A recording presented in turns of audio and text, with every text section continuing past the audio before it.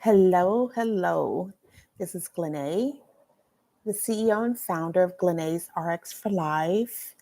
I just want to talk to you a little bit about the system, how much we complain and talk about the system.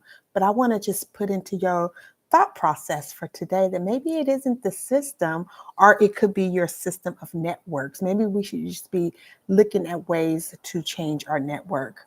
So I'm Glenay Davis. I'm a registered nurse and founder of Glenay's RX for Life, which is a nurse led career burnout consultancy and education agency. So so many people across the United States talk about our broken systems, healthcare system, HR, leadership, and they're broken. They're quite broken in a way where the people do not benefit. Only the organizations are benefiting, and maybe the people get a tad bit of crumbs or whatever they decide to let, fall to the wayside. But today I want to tell you something I want to tell you something that can be even harder and something that's even heavier. That sometimes it's not the system, it's your network. Because while the system is predictable, your network is supposed to protect you, right? You're supposed to be able to have dependable people to go to, your doctors, your HR, your attorneys. These people are supposed to be able to protect you from the evils that are in the world. But what happens when they do not? What happens when that does not happen? What happens is when you are drowning as a nurse, as an employee, someone stressed out, and the people closest to you, the people you've been referred to, maybe you went to your nurse manager and then they referred you to the employment assistance program, staff and faculty counseling. Um, they referred you to these people, but they won't even throw you a rope to pull you forward, to pull you in, to get you out of rising tides and strong currents. I want to just talk to you a little bit about the truth of this and just break it down for you. You Maybe you expect retaliation from HR, you expect delays from insurance, but when your own coworkers, your mentors and friends see you struggling and go quiet, you don't expect that. That's not a system problem. That is a network problem. Nurses are out here breaking down, being diagnosed, over medicated, pushed out, while their own community of nurses watches in silence, not because they don't see it, but because they've accepted these things as the norm. When I was going through these issues at work, my nurse colleagues would be like, Glenay, G, that's just the way that the system is. That's just the way the ball bounces. You get on with the get along, things like that. But that just didn't really sit with me as truth. It didn't sit with me as what I was supposed to be doing as a believer in Yahweh and as a follower of Yeshua, right? I want to be a follower of him. So just accepting that things are like this because this is how the system is wasn't the godly response that I was looking for, not even the legal and lawful response that I was looking for.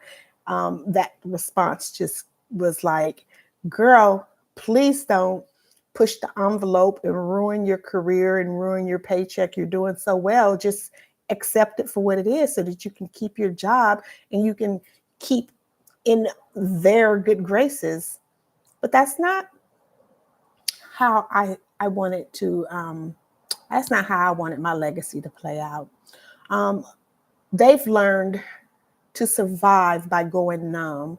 I don't know what it takes for a lot of people to go numb. Maybe some antidepressant medication, some anti-anxieties.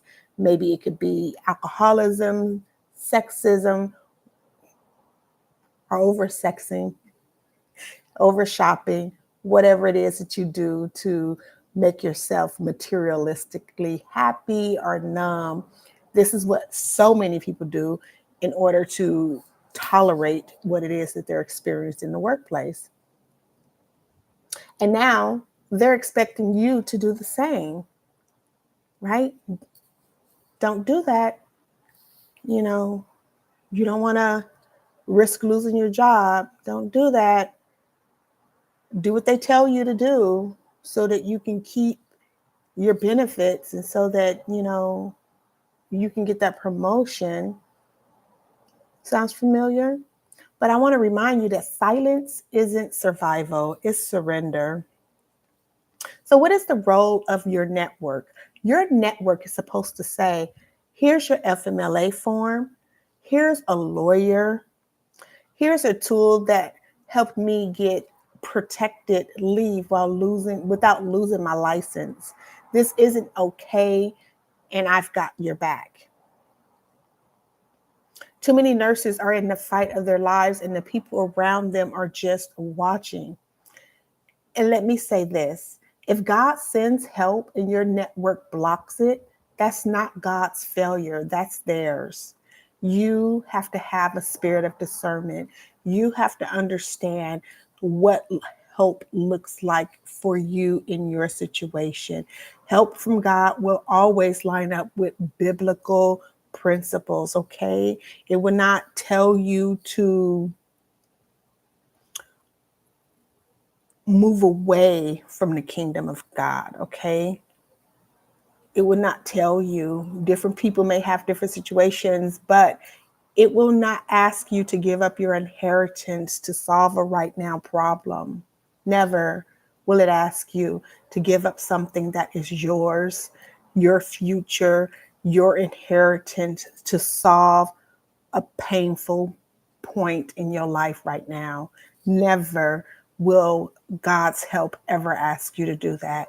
But yet, so many nurses are in pain behind workplace discrimination, institutional forces, and then they're going into the mental health institution because psych means soul, and the psychiatry and psychology and all of those things are the study of the soul. And so, how I see it is that when you are dealing with workplace issues and then you end up going into the mental health institution, it's because you need to consider your soul. You need to consider if you're going to do things the world's way or if you're going to do things God's way. So, with this being Friday, Fearless Friday, I want to call you to courage at this time. Um, it's a time to rebuild your network, to choose recovery over your reputation, okay? To choose recovery over your reputation. And I don't mean that your reputation is going to fall away if you choose your recovery, but if you do the law the right way, if you practice faith in the workplace the right way, if you do the things that the policy and your yearly reviews are asking you to do, you are actually protecting your name. That is God making your name great. So I'm asking you not to choose the right now, the solving the pain point with artificial means as your means of recovery. So you choose recovery, you choose nurse recovery over your reputation within the workplace, because what does God say? He says that he will pay you back for your shame. Okay, so I would love to talk a little bit more about that because I feel like that got a little bit jumbled up, and I don't want you to misunderstand anything that I'm saying. This is why I really love to speak to people in person so that you get a better understanding of what I'm saying pertaining to your situation. Okay, so to choose recovery over reputation, meaning, I'm gonna say it again, to choose you and not, oh, well, she left us short staffed. She's not a team player, or, he chose to go on vacation when we were short staffed. That's the type of thing that I'm talking about right now, not your long-term reputation and your name, but just you being fearful of taking time out and using your FMLA because you feel like the unit will crumble without you there. Okay. So we're asking you to choose obedience over optics, to choose obedience over the things that you see right now taking place in the work. As a registered nurse, your responsibility is the patient's advocacy, but also self advocacy. And you cannot pour from an empty cup. You cannot take care of patients if you are at your end, okay? And taking medication and accepting um, psychiatric diagnoses will not and cannot ever help you better take care of someone else, because it's blocking your own ability to take care of yourself and to think clearly about the things it is that you need to do. Because you're not tired for no reason. You're not the problem. You're just being held back by people who already have decided to settle and to do what they are being told. You do not have to do that too.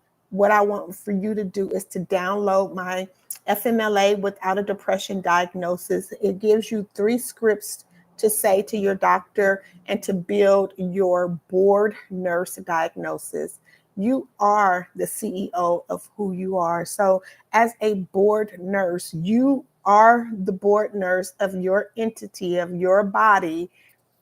So you want to build a nursing diagnosis that's going to help protect you and your future employability. You also have an opportunity to book a nurse recovery call with me for 45 minutes. It is $197, and you get the first 15 minutes for free. Let's get clear on what's going on and protect your license before the damage is permanent. So, in closing, I just want to say that maybe it's not the system that's hurting you. Maybe it's the silence of the people who should have said something. You need more than resilience. You need alignment. You need rest. You need protection. You need accountability for the action that you're going to take next. Okay. So, download this tool, book the call. If you work in policy, HR, leadership, ask for the executive briefing. I can hand deliver it to you. I can send it to you by mail, or I can email it to you. Because the recovery revolution doesn't start in a therapist's office, it starts in the mirror with who you listen to, who you trust, and who has the courage to say, "You're not crazy. You're just surrounded by the wrong counsel."